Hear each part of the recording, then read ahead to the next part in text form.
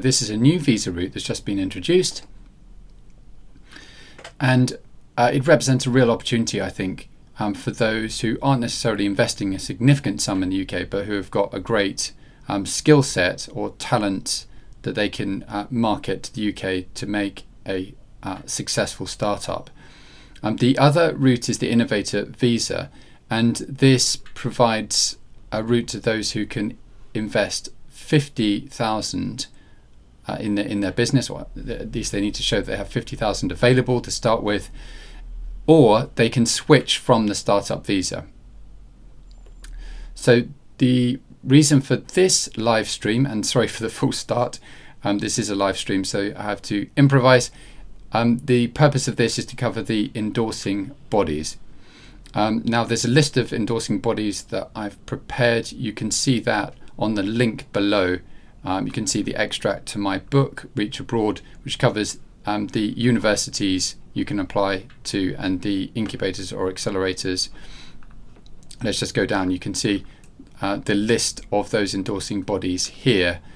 I have relationships, I'm building relationships with many of those on this list, and also with certain universities on this list. So if you want help in securing an endorsement, please do let me know. I'll be happy to assist.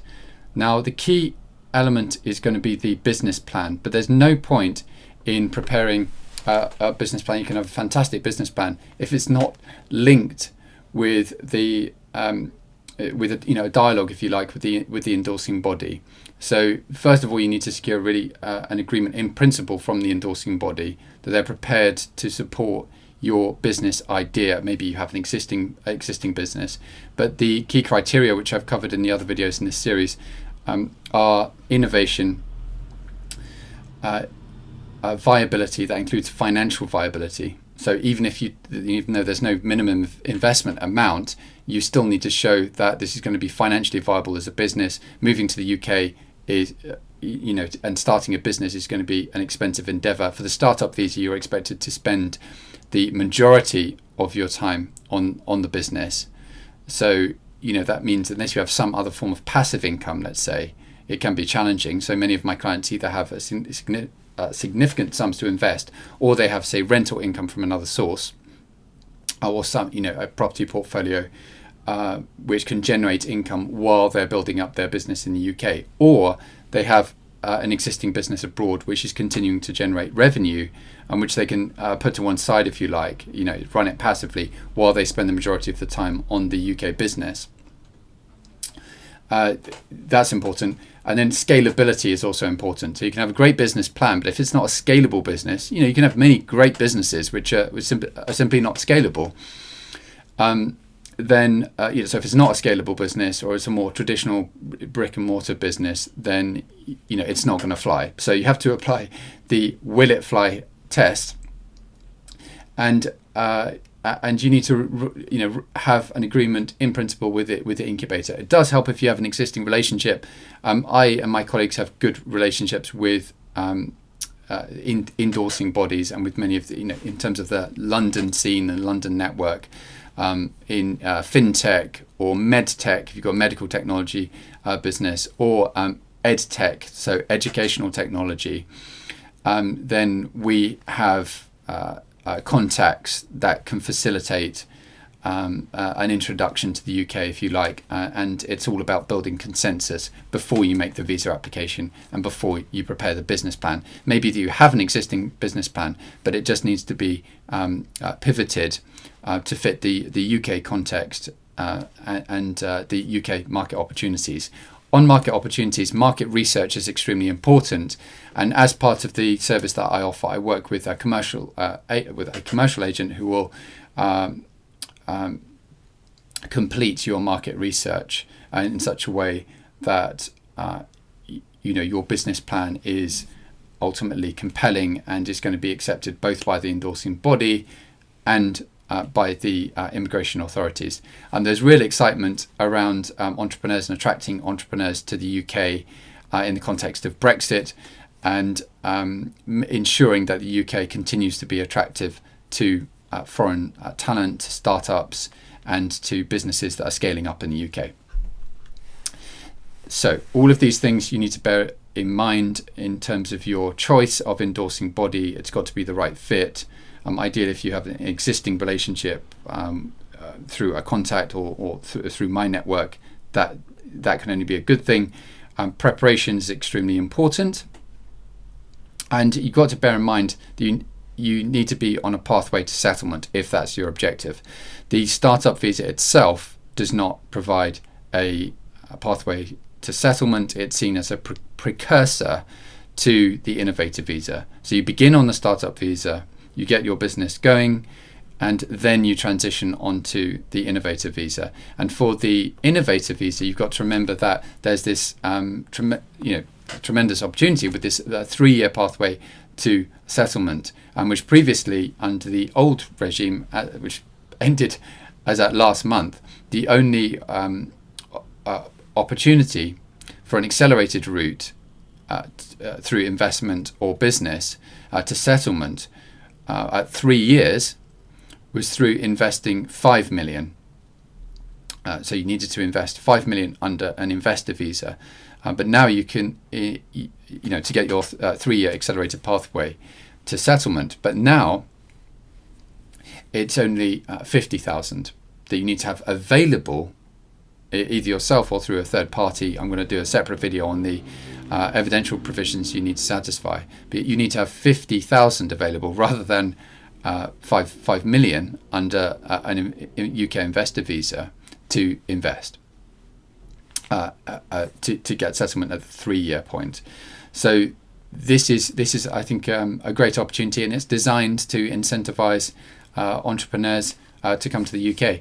Now, I've done a separate video on as part of this series on YouTube. Feel free to subscribe by hitting the button below if you'd like to learn more on this. I'm going to be producing more content on this subject.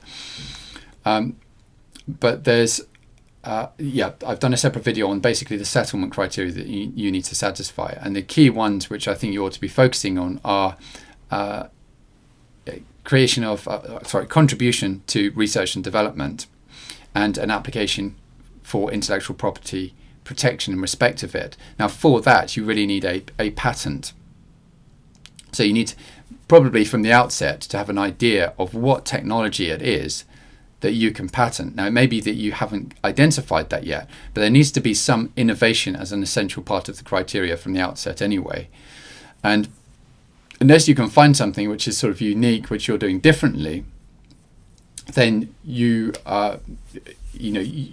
couldn't say with confidence that you could meet the settlement criteria. And again, this goes back to the business plan. It goes back to the original agreement in principle from the incubator to support you. Because when I approach one of the endorsing bodies on your behalf, you need I need on your behalf to have an idea of the contribution that you're going to make, or what element is new. And I think the test to be applied, especially in the startup visa context, is it's a bit like a PhD. With a PhD, you've got to contribute something new to knowledge, or at least in your thesis have an idea of what you're going to be contributing as which is genuinely new, and that's got to be incorporated into your business plan and your approach. Now, you don't have to do that strictly. The innovation could be shown elsewhere, and you could satisfy one of the other settlement criteria. You only need to satisfy 2 on the list. But I think a contribution to research and development may, in many cases, be the target one that you'll be going for.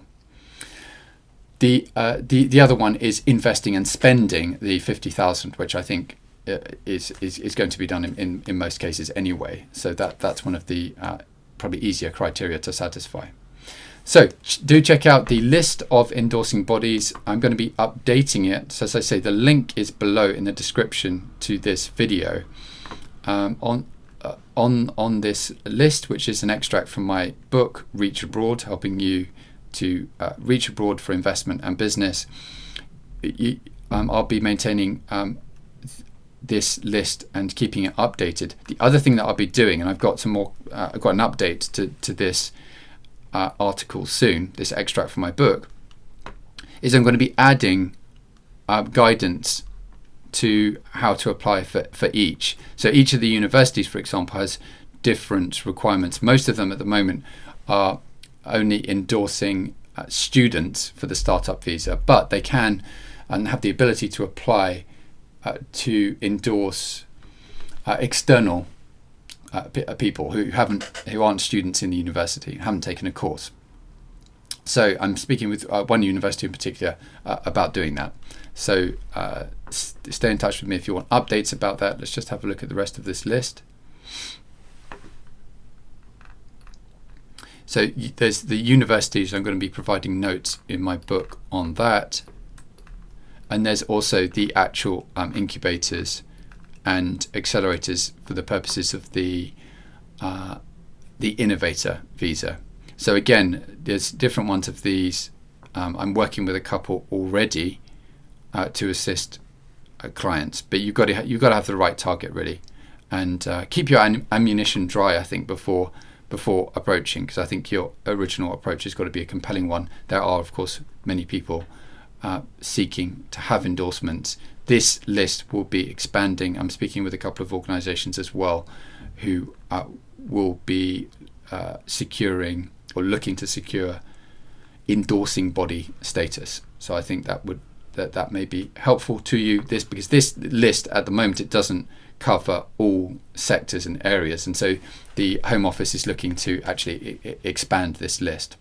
So I'm helping organisations with that as well as helping applicants. I hope this video was helpful. As I say, sorry for the false start. This is a live stream. I will be doing another live stream tomorrow. Stay well, and I will see you tomorrow.